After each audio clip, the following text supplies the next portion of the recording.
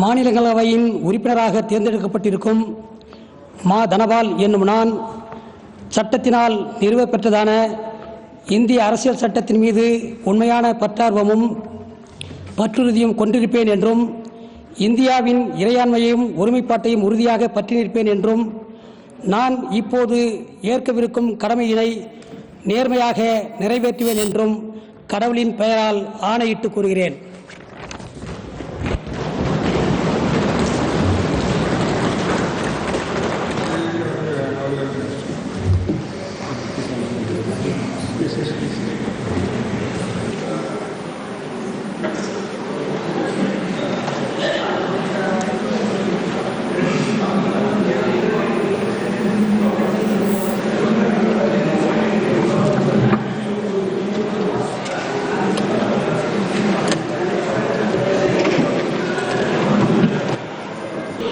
மாநிலங்களவையின்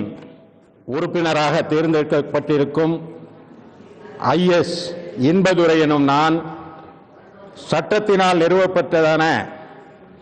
இந்திய அரசியல் சட்டத்தின் மீது உண்மையான பற்றார்வமும் பற்றுறுதியும் கொண்டிருப்பேன் என்றும் இந்தியாவின் இறையாண்மையும் ஒருமைப்பாட்டையும்